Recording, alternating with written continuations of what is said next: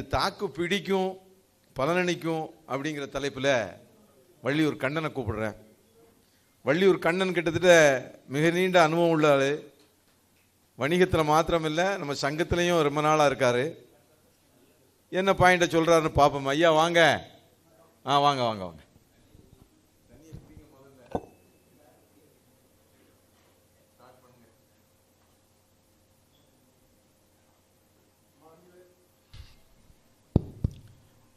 மாநில தலைவர்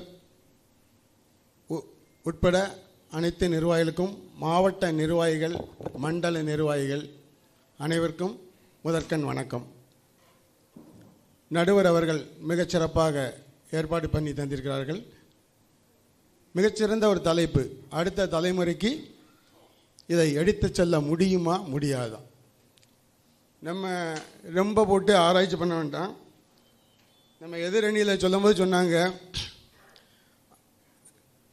அடுத்த தலைமுறைக்கு இதை எடுத்துட்டு போக முடியுமான்னு கேட்டதில் அவரே 2வது தலைமுறை வந்துட்டார்.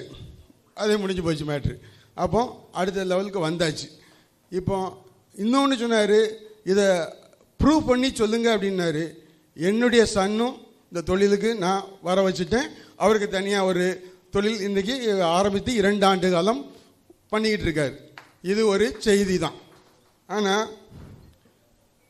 லாபகரமாக இந்த தொழிலை பண்ண முடியுமா அப்படின்னு எல்லாரும் கேட்காங்க.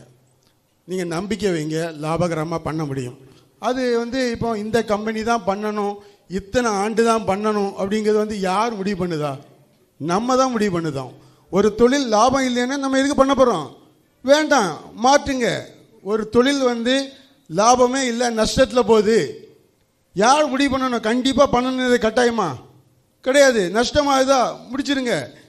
அதை அந்த தொழில் பண்ணும்போது நீங்கள் முதல் கவனிக்க வேண்டியது எவ்வளவு டர்ன் ஓவர், எவ்வளவு பர்சன்டேஜ், எல்லாமே நீங்கள் போடுறீங்க. எவ்வளவு செலவாகும், உங்களுக்கு எவ்வளவு கிடைக்கி, இவ்வளோ தான் இந்த சட்டத்திட்டத்தில் படி தான் அந்த பிஸ்னஸை பண்ண முடியும்னு எல்லாமே சொல்லப்பட்டு நம்ம சம்மதிச்சு தான் இந்த தொழிலை பண்ணிக்கிட்டு இருக்கோம். எதுவுமே பின்னாடி மாற்றி பெரிய லெவலில் எதுவுமே கிடையவே கிடையாது. அதை நீங்கள் முதல்ல மனதில் கொள்ள வேண்டும். சரி, இந்த தொழில் பண்ண முடியல, வேறு எந்த தொழில் பண்ண முடியும்? மிக சிறப்பாக அதிகமான லாபத்தில் எந்த பிரச்சனையுமே இல்லாத சூப்பர் தொழில் உலகத்தில் எது இருக்குது? அதை முதல்ல எதிரணிகள் சொல்லணும். அதிகமான லாபம் கிடைக்கி கண்ணா சும்மாவே வீட்டில் உட்காந்துக்கிட்டே இருக்கலாம், அதில் எந்த ரிஸ்க்கும் கிடையாது. அப்போ ஆமாம், எந்த தொழிலில் ஒரியும் கிடையாது. ரொம்ப நிம்மதியாக தொழில் பண்ணக்கூடிய ஒரு தொழிலை சொல்லுங்க ஐயா. அப்படி ஒரு தொழிலை சொல்லுங்க, நாங்கள்லாம் அந்த தொழிலுக்கு வந்துடுதோம், இதெல்லாம் விட்டுருவோம். ஏன்னா ஒரு தொழில் இருக்குன்னு முதல் நீங்கள் ஐடென்டிஃபை பண்ணி காமிங்க. கண்டிப்பாக சொல்லுதேன், அது கிடையாது. வாதத்துக்கு வேணால் வைக்கலாமே தவிர, ஒரு ஹோட்டல் தொழில் பண்ணக்கூடியவர்கிட்ட போய் கேட்டால் தெரியும் அதில் உள்ள கஷ்டம் எவ்வளோன்னு. அவன் கண்ணீர் வடிப்பார். ஒன்று வேண்டாம், ஒரு பால் வியாபாரிகிட்ட போய் கேளுங்கய்யா. காலையில் 3 மணி நேரம் பார்க்காரு வியாபாரம், பால் வியாபாரம். சாயந்தரம் ஒரு 3 மணி நேரம் பார்க்காரு. அவர்கிட்ட போய் கேளுங்க. அதே மாதிரி ஒன்றுமே இல்லை, காலையில் 2 மணி நேரம் போடுதான், பேப்பர் போடுதான். அவன்கிட்ட போய் கேளுங்க, இப்போ நீ நிம்மதியாக பார்க்கையா நல்ல லாபம் கிடைக்கான்னு கேளுங்க. கேட்டுட்டு பதில் சொல்லுங்க ஐயா. அவன் என்ன சொல்லுதான்னு. தூக்கமே இல்லை ஐயா. 2 மணிக்கு போய் நிற்க வேண்டியிருக்கிறது பஸ் இல்லை. கொஞ்சம் லேட்டாக போன ஒரு தடவை பேப்பர் வரல, பேப்பர் வேணும் 50 ஃபோன் வந்துடுது அப்படின்னு.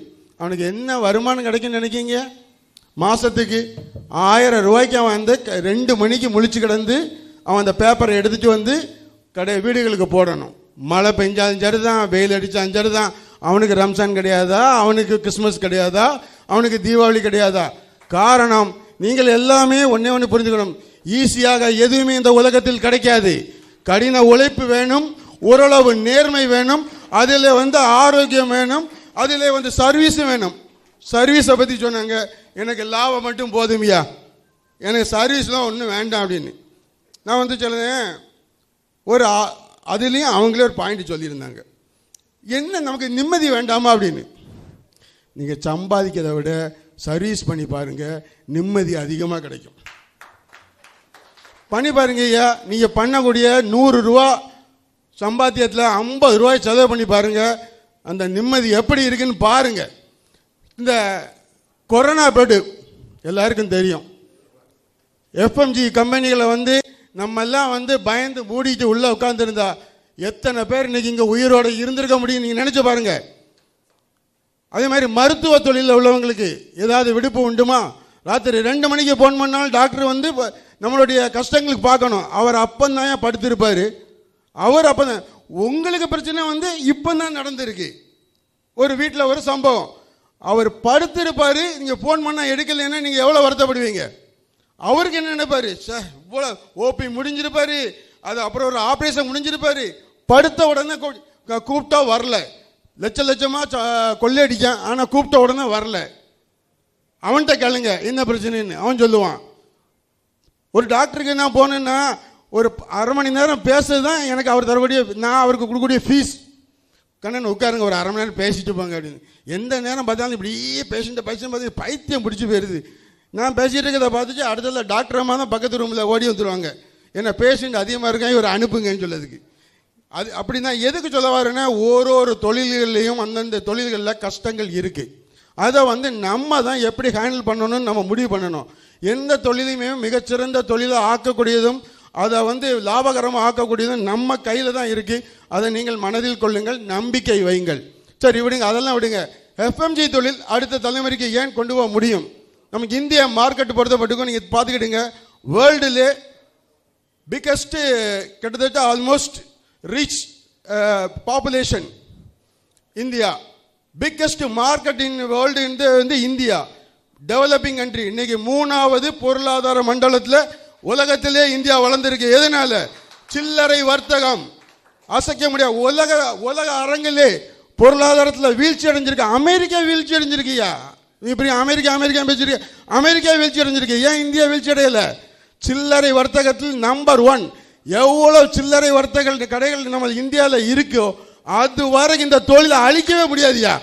ஒரு ப்ராடக்டை நீங்க யாராலையும் மார்க்கெட் பண்ண முடியுமா? மேனுஃபேக்சர் யார் வேணாலும் பண்ணிடலாம் ஐயா. நீங்க 100 கோடி இருந்தா வச்சுருங்களேன், யார் வேணாலும் manufacture. You are Nestle manufacture, நீ ஒரு பிரிட்டானியா மேனுஃபேக்சர். எவ்வளோ நேரம் ஆயிரும்? மார்க்கெட்டுக்கு வாயா. அதை யார் கொண்டு கடையா போடுதா? அந்த மிகச்சிறந்த தொழிலாக நம்ம பண்ணிக்கிட்டு இருக்கோம். பேருக்கு மட்டும் பண்ணல, நம்ம ஆத்ம திருப்தியாகவும் பண்ணுறோம். எல்லாமே நம்ம பண்ணிட்டு இருக்கோம். நம்ம வந்து அரசியல்வாதி மாதிரி பேசக்கூடாது. அரசியல்வாதி எப்படி தெரியுமா பேசுவாங்க? ஜிஎஸ்டி. எனக்கு டைமே காணாதியா அண்ணாச்சி, நம்ம பேசும்போது அரசியல் பக்கம் போவாது அண்ணாச்சி. இல்ல நான் என்ன அரசியல பேசல, அரசியல்வாதி பேசுற மாதிரி நாம் பேசக்கூடாது என்பதுதான் சொல்லிதான் நடுவர் அவர்களே. அரசியல்வாதி தான் ஜிஎஸ்டியை பார்த்து அது ஒரு புலி, அது இந்த கவர்மெண்ட் அவ்வளோ போட்டாங்க எப்படியா கட்டுப்படி ஆகும் மனசில் வச்சு சொல்லுங்க. சில பேருக்கு தெரிஞ்சிருக்கலாம், சில பேருக்கு இல்லை, 90% பேருக்கு இந்த கணக்கு தெரியும். கணக்கில் வந்து பொய் சொல்ல முடியாது, மீதி எல்லாமே பொய் சொல்லலாம். வாய் திறமை உள்ளவன் அவன் வெற்றி பெற்றுட்டு போயிடுவான். மேக்ஸ் பொறுத்த மட்டும் 3 + 2 5 தான். யாருக்குனாலும் 5 மாற்ற முடியுமா? சரி, மல்டிபிள் டேக்ஸ் வந்தது, வேட் வந்தது, டர்ன் ஓவர் டேக்ஸ் வந்தது, ஜிஎஸ்டி வந்தது. நீங்க எல்லாரும் சொல்லுங்க, ஜிஎஸ்டி ரொம்ப மோசம், பயங்கர நஷ்டம் அப்படி சொல்லக்கூடியவங்க கொஞ்சம் கை தூக்குங்களேன் பார்ப்போம். அது சொல்லக்கூடியவங்க கை தூக்கணும். அந்த நான் கேட்கக்கூடிய கேள்விக்கு விளக்கத்துக்கு நீ பதிலும் சொல்லணும். ஆமா, ஏன்னா அப்படின்னா நீங்க முழுமையா நீங்க தெரிஞ்சுட்டு நீங்க பேசணும். இல்ல நீங்க பயங்காட்டினா எப்படி கையை தூக்குவாங்க? இல்ல கணக்கு தானே. 3 2 3 + 2 வந்து 5. இந்த ஓப்பன் சேலஞ்ச் ஒன்று சொல்லுதேன். நம்ம வந்து 1% கட்டணும், கடைசி உள்ள வந்துருவோம். டர்ன் ஓவர் டேக்ஸ் கட்டணும்ல, 1% கட்டணும். அது நமக்கு கம்மியான எக்ஸ்பென்ஸா?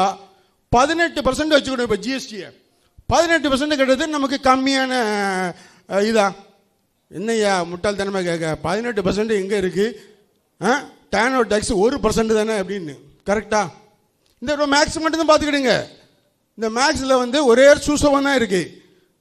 இந்த 18% டேக்ஸில் வந்து நீங்கள் லாபத்துக்கு தான் கட்டுதீங்க. உதாரணத்துக்கு 100 ரூபாய்க்கு ஒரு பொருள் வாங்குதீங்க, 5% மார்ஜின் 105 ரூபாய்க்கு விற்கிங்க. சரி, 100 ரூபாய்க்கு உங்களுடைய இன்புட் டேக்ஸ் எவ்வளோ தெரியுமா? 18 ரூபா. நீங்கள் அவுட்புட் அந்த 5% சேர்த்து அவுட்புட் டேக்ஸ் எவ்வளோ தெரியுமா? 18 ரூபா 90 பைசா. கரெக்டாக பார்த்துக்கிடுங்க. நீங்கள் கட்டக்கூடிய பைசா வந்து 90 பைசா கட்டுதீங்க. 1% நீங்கள் வந்து டர்ன் ஓவர் கட்டினீங்கன்னா எவ்வளோ கட்டுவீங்க? ₹1 கட்டுவீங்க.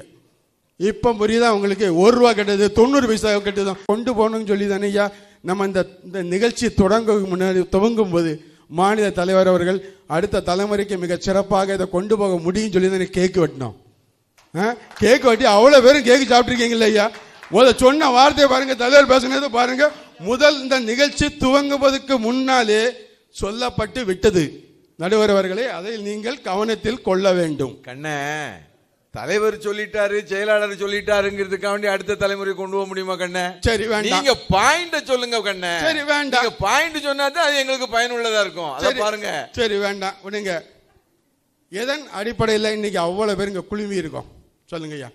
இந்த தொழில் நமக்கு கை கொடுக்கும், இன்னும் நம்ம அதிகமாக சம்பாதிக்கலாம், அடுத்த தலைமுறைக்கு கொண்டு போக முடியுங்கிறதுனால தான் இவ்வளவு அமைப்புகள், இந்த ஃபெடரேஷன், இந்த கட்டமைப்பு, இந்த சங்கம் அவ்வளோ பேரும் கஷ்டப்படுது. எதுக்கு? நான் உட்பட கஷ்டப்படுது எதுக்கு?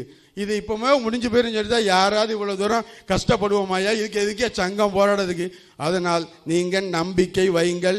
மிகப்பெரிய சந்தையான இந்திய சந்தை அது வளர்ந்து கொண்டே இருக்கும். அதற்கு நம் பின்னால் நாம் சென்று கொண்டே இருப்போம்.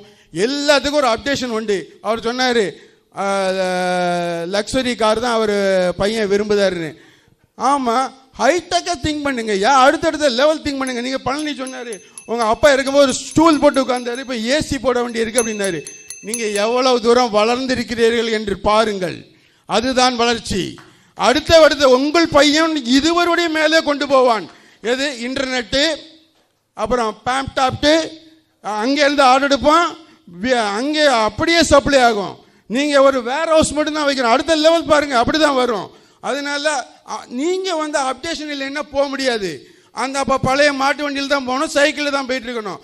அப்டேஷன் ஆக ஆக நீங்கள் அப்டேஷன் ஆகிக்கொண்டு இருந்தால் மட்டுமே எந்த தொழிலும் சர்வே ஆக முடியும். அதனால் நீங்கள் முதலில் மனதில் வைத்துக் கொள்ள வேண்டும். அன்று நீங்கள் மிக நம்பிக்கையாகவும் இந்த சங்கத்தின் மேல் கொண்ட பாசத்தினாலேயும் இங்கே வந்திருந்து இந்த விழாவை சிறப்பித்தவைக்கு மிக்க நன்றி. சங்கரி, பாயிண்ட்லாம் பார்த்தீங்கன்னா தடால்னு அடிச்சு வச்சுட்டு போயிட்டாரு. என்ன செய்ய போறிய? அவன் மிகப்பெரிய அடித்தளத்தெல்லாம் வச்சுட்டு போயிருக்காப்புல. 4ம் 6மா விழா